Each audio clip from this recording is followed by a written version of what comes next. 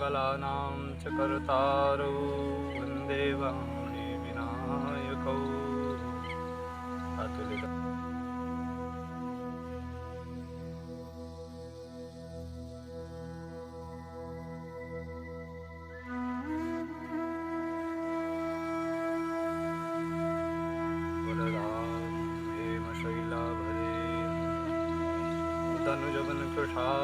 ज्ञानिनामुग्रगण्यं सकलगुणनिधानं वानराणामधीशं रघुपतिप्रियभक्तं वातजाय। जय श्री राम।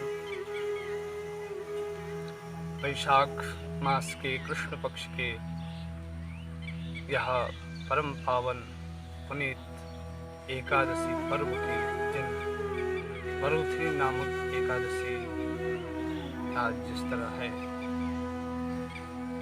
तो कुछ रामायण श्री रामचरितमानस में चर्चित कुछ एक प्रसंग के बारे में आज हम चर्चा करेंगे। कई बार क्या होता है कि वाल्मीकि रामायण श्री रामचरितमानस से अतिरिक्त भी ऐसी कथाएं आती हैं जो सत्य होती हैं, परंतु हमें संदेह होता है कि यह हमारे इस श्री रामचरितमानस के अंतर्गत इसका उल्लेख नहीं है, तो यह शायद असत्य हो, उसमें संदेह हो जाता है। तो इस तरह की बहुत सारी कथाएं हैं। उसी के अंतर्गत एक कथा हम आज उस पर विचार करेंगे। सुलोचना जो कि इंद्रजीत मेघनाथ की पत्नी थी, तो उससे संबंधित एक प्रसंग को आज हम उस पर चर्चा करेंगे। बात उस समय की है जब श्री राम और रावण का भीषण युद्ध प्रारंभ हो गया था। भगवान श्री राम सेतु निर्माण करके उस पार पहुंच चुके थे। लंका में उस अस्त्र शस्त्रों के साथ और मायावी राक्षसों के बीच, इन तपस्वियों के बीच से जो है युद्ध प्रारंभ हो चुका था। उसी के मध्य में क्रमशः अनेकों योद्धाओं की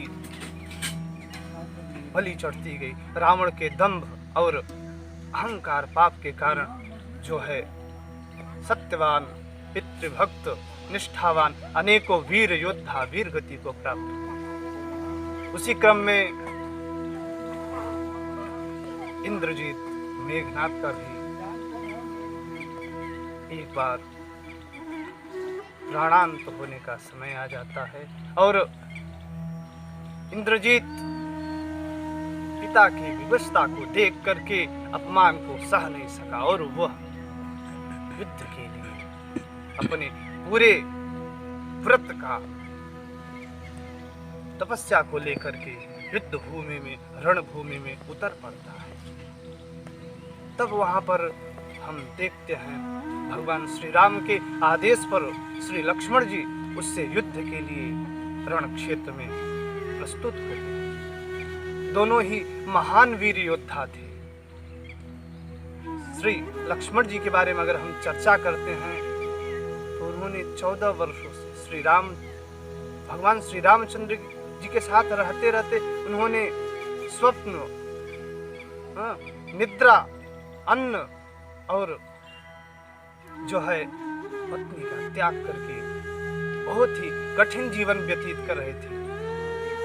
14 वर्षों में एक दिन के लिए भी उन्होंने भगवान श्री राम मर्यादा पुरुषोत्तम के सदा परछाई बन करके आगे पीछे हमेशा तत्पर रहते थे सेवा।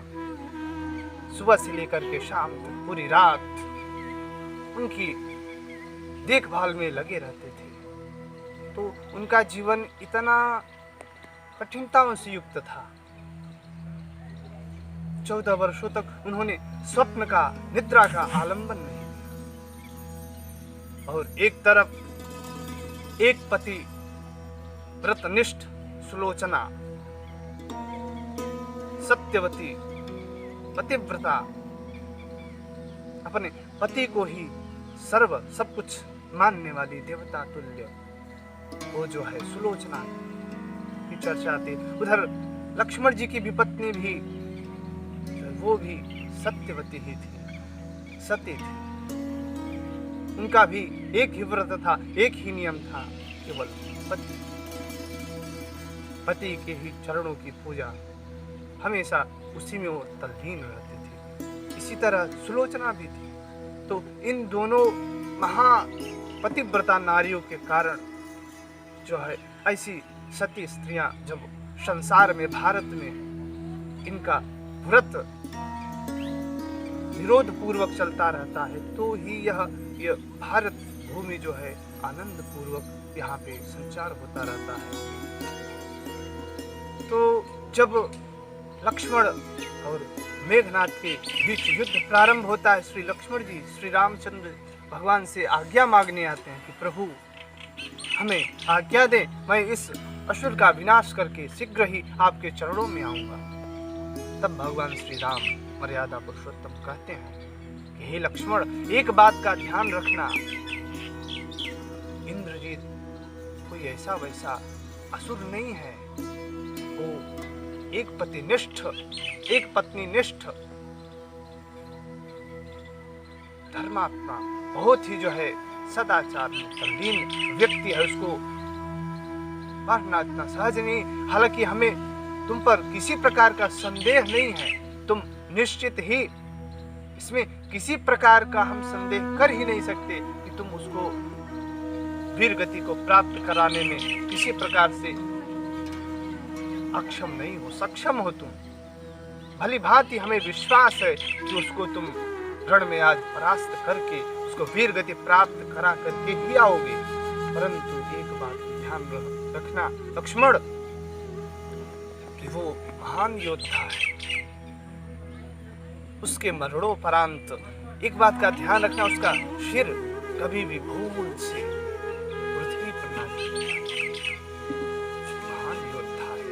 भगवान श्री रामचंद्र जी ने इस प्रकार के जब आदेश किए, भगवान के आदेशों का पालन करते हुए लक्ष्मण जी वहां से प्रस्थान करते हैं और युद्ध प्रारंभ होता है। दोनों महान योद्धा, महान वीर, शक्तिशाली, तेजस्वी, तेज से संपन्न जब यह युद्ध प्रारंभ होता है तो पूरा एक घर घर नाद होता है, कोलाहल मच जाता है। तो अंततोगत्वा यही होता है जो विधि का लेख था, जिसके अंतर्गत मेघनाथ श्री लक्ष्मण जी के हाथों वीर गति को प्राप्त होता है। तो जब वो वीर गति को प्राप्त होता है तो उसका जब मस्तक गिरता है तो लक्ष्मण जी भगवान के आदेशानुसार उस सिर को मर्यादित ढंग से उसको जो है श्री रामचंद्र जी के कक्ष में, श्री रामचंद्र जी के दल में लाकर के उसको प्रस्तुत करते हैं और मेघनाथ का एक भुजा कट करके आकाश में जाती है। आकाश मार्ग से उड़ते हुए पतिव्रत का सत्य और निष्ठा के साथ पालन करने वाली सुलोचना के समक्ष वो भुजा गिर पड़ती है। सुलोचना विह्वल हो जाती है उस भुजा को देखकर। ये क्या? फिर उसने विचार किया, नहीं, ऐसा नहीं हो सकता है। मेरे पति का भुजा इस तरह कट करके मेरे सामने नहीं गिर सकती है। वो स्पर्श करने जाती है तो उसके मन में विचार आता है कि नहीं, हमें ऐसा नहीं करना चाहिए, हमें परपुरुष का स्पर्श हो जाएगा, मेरा पातिव्रत धर्म नष्ट हो जाएगा, पति तो हो जाओगे। सुलोचना बुद्धि से काम लेती है, तुरंत उस भुजा से सुलोचना कहती है कि अगर वास्तव में तुम मेरे स्वामी की भुजा हो तो मेरे पातिव्रत धर्म के फलस्वरूप, पातिव्रत धर्म की तपस्या से युद्ध में हुए पूरे वृत्तांत को तुम लिख करके मेरे सामने प्रस्तुत कर। बड़ा आश्चर्य होता है।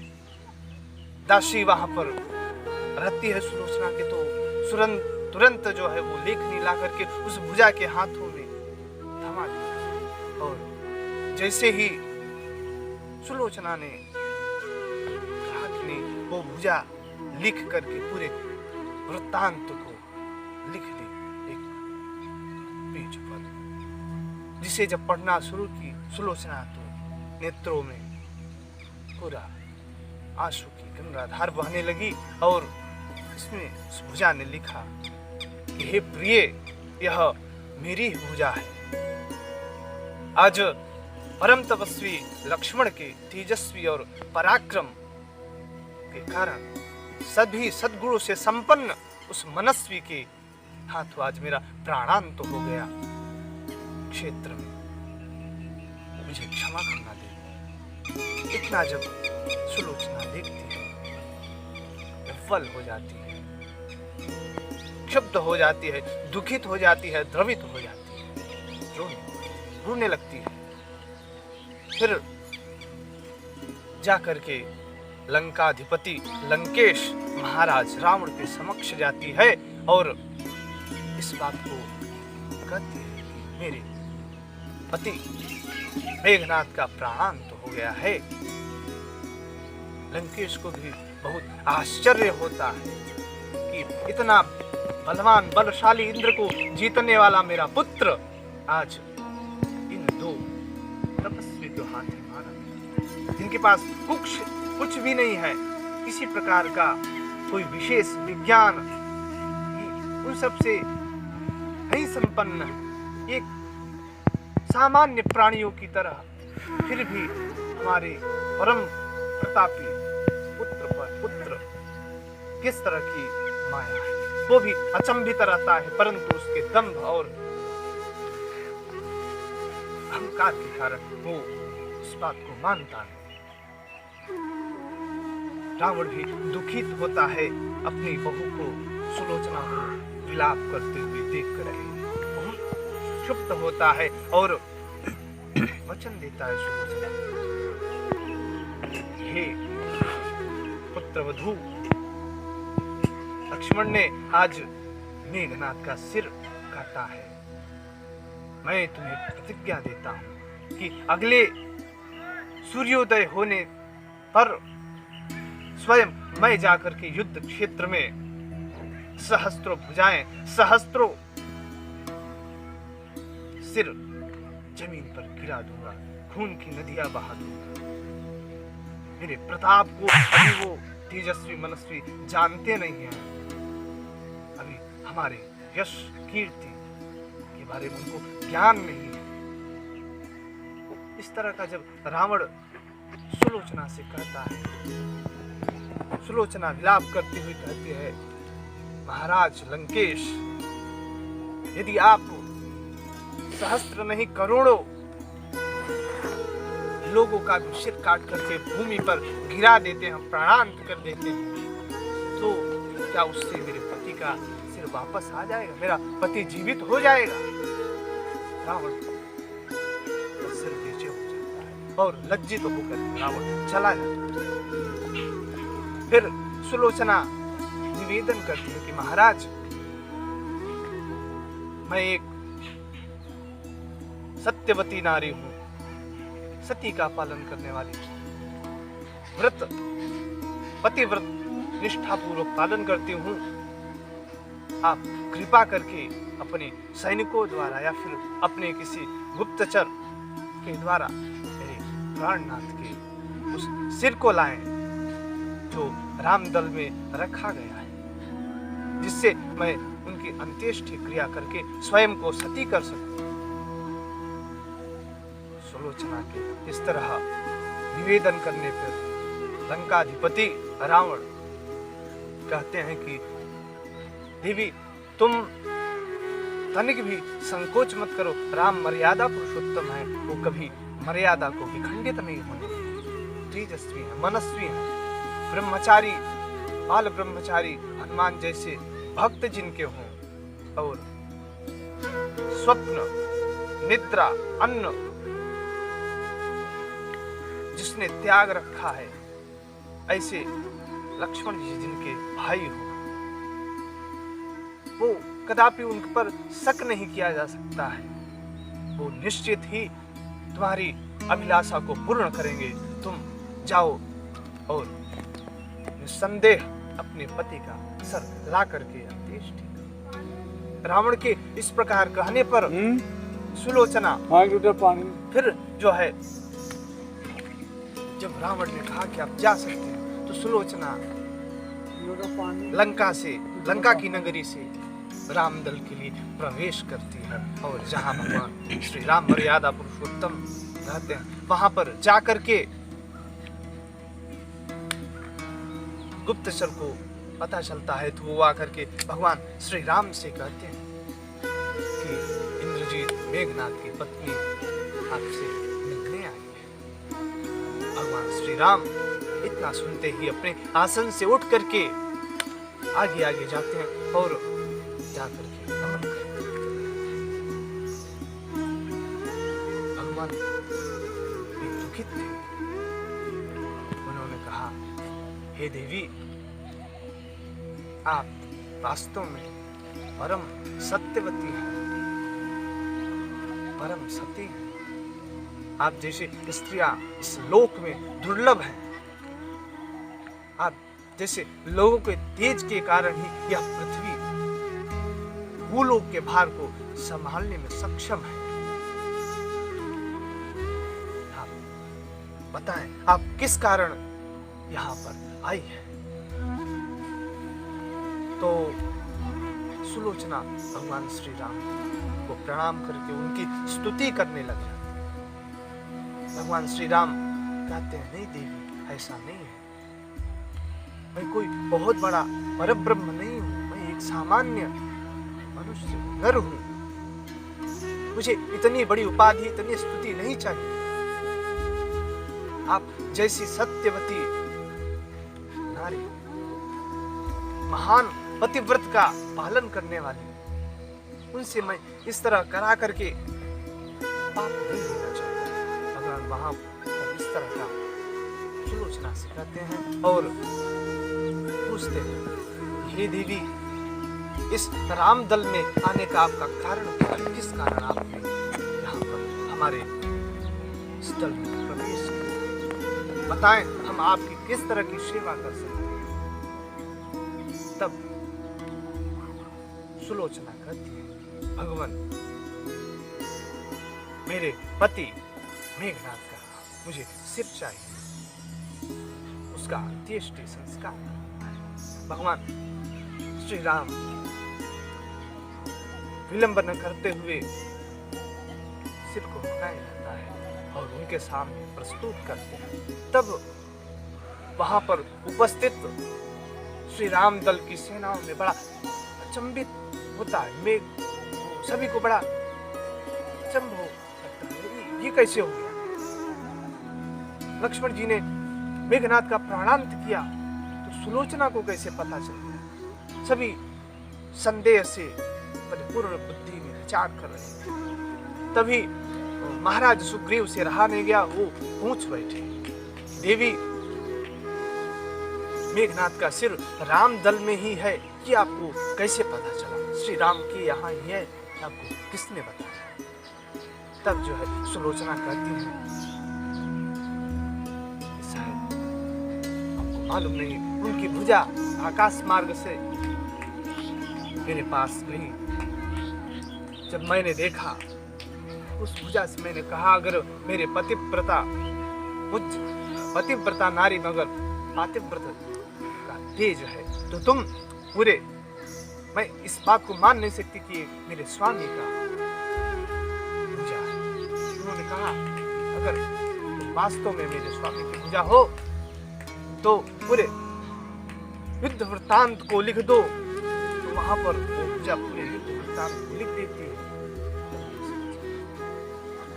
और वही भुजा बताती है कि मेरा शीश रामदल में श्री राम के पास है, उसे जाकर के लाओ। जब ये विचार को सभी सुनते हैं तो बड़ा आश्चर्य होता है। ये असंभव, एक निर्जीव भुजा, एक जिसमें प्राण नहीं है, जिसमें रक्त का संचार नहीं है, वो भुजा किस तरह लिख सकती है? ये असंभव है, कदापि नहीं हो सकता। तब भगवान श्री राम मना करने के बावजूद भी सभी हंस पड़ते हैं और देवी ये संभव नहीं है, ये एक निर्जीव प्राणी बोलने लग जाए, निर्जीव शरीर का अंग कुछ कार्य करने लग जाए, मान नहीं सकता हूं। अगर ऐसा है तो ये जो आपने हाथ में मेघनाथ का शीश लिया हुआ है, ये भी हंस सकता है। श्री रामचंद्र जी ने कहा कि मित्र सुग्रीव, तुम्हें ज्ञात नहीं है कि पतिव्रत का निष्ठापूर्वक पालन करने वाली सती नारी में कितना शक्ति होती है। एक मनस्वी तेजस्वी से भी कहीं अत्यधिक उनमें तेज होता है। तुम अभी उससे परिचित नहीं हो। इतना भगवान श्री राम के कहते ही सुलोचना समझ जाती है और वो पुनः उस हाथ में लिए हुए मेघनाथ के शीश से कहती कि अगर मैंने पति व्रत का निष्ठापूर्वक पालन किया हो तो ये शीश हंसती। सुलोचना के वाक्य शब्द पूरे नहीं हुए, तुरंत वो जो सिर हंसते। सभी को देख करके बड़ा आश्चर्य हुआ, सभी आश्चर्यचकित होकर के देख, सभी ने देवी सुलोचना को प्रणाम किया है और बड़े ही सम्मान के साथ उनको वहां से सुलोचना सिर को लेकर के लंका में आती है। पूरे विधि विधान पूर्वक लंका के निकट की समुद्र के किनारे एक दिव्य सुशोभित चंदन की लकड़ी चिता बनाई जाती है, जिस पर माता सुलोचना उस शीश को लेकर के उस जलती हुई चिता के मध्य में बैठ और पतिव्रता का पालन करते हुए सती स्वयं को उस अग्नि ज्वाला में भस्म कर, ये इस प्रकार से सती, ये तेज है उनमें। वर्तमान समय में आप आज कई लोग आक्षेप करते हैं कि रामायण काल में, त्रेता युग में, श्री रामचंद्र के समय में सती प्रथा ऐसा कदापि, क्योंकि अयोध्या कांड की चौपाई कर रही है बाबा तुलसीदास स्वयं का नृपतन वेद विदित अंधभावा परम विचित्र विमान बनावा गही पद भरत मात सब राखी रही राम अभिलाष। गही पद भरत मातु सब राखी। तो जब